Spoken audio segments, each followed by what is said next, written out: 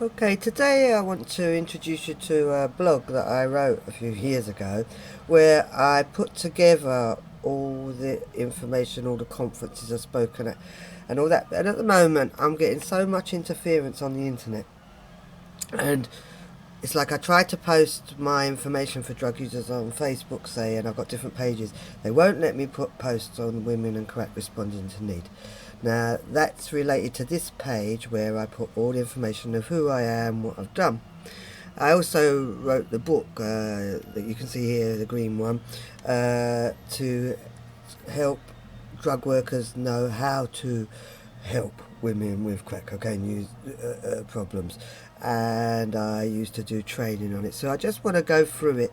I get about 5 minutes on these videos, so I don't know if it tells me when I can stop. Yeah, I wrote it in 2014, 9th of December. Oh, look at that. And today is the 12th, so the election day here. So this is the book on how to work with women users. There's me here in the white t-shirt. That's where I worked in a drugs project in East London. And these are the colleagues. He's an actor. He was in London's Burning or something.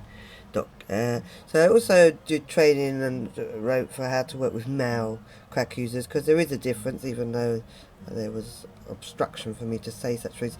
This was an AGM, and there's me again, eating and chatting. So don't know how long we've got. That's the book I've written, Stop Using Crack Cocaine, for the users to help themselves. Then these are different various interviews that I've done on the crack in the 90s with different various magazines and newspapers, so the links to them are there. Although I must say, because I've been removed, this was a gay group of people that were trying to help gay people. Gay people weren't getting any drug services, probably still ain't. And so they set up their own, these like hippie chick people, really. And I was on their management committee, so they had me as governor of the month. But I was a bit powerless. I made a video on how the stuff on the children rallies and how that's the same game, but it's on my profile of YouTube. So this was the annual report. There's me, and that's for that drug service. There's Women's Health that used to run. That's an article I wrote for them that got published. Can't remember what that was.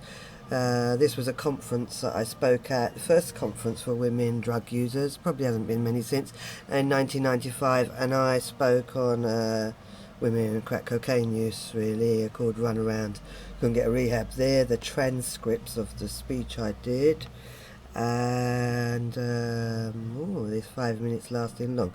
Well, as you see, so that used to be SCODA, which was like Standing Conference on Drug Abuse. That, don't know if that still exists. They did have those articles up, but and even though these are links, somehow I've been removed from existence, and so they may not lead to there.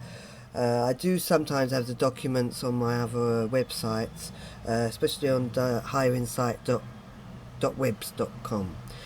These were cards. I ran a group with all different crack using women and partners of crack users, and we put together information cards. I still got some if people want.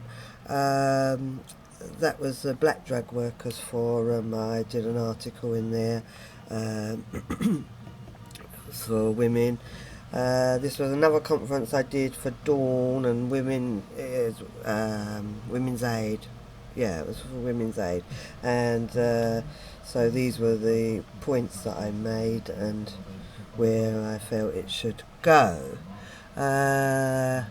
Draft papers I presented at Dawn. Okay, because these were the drafts of what I presented to Dawn. So it was telling them what to do with. I mean, I don't know what's going on in the system no more, because it's like, no, it doesn't seem they want me. This was the drugs policies put together by government at that time. I think they made reference to myself in the, it's hard to remember all this. Then it all turned nasty, really, when I wouldn't go along with things, because I set up my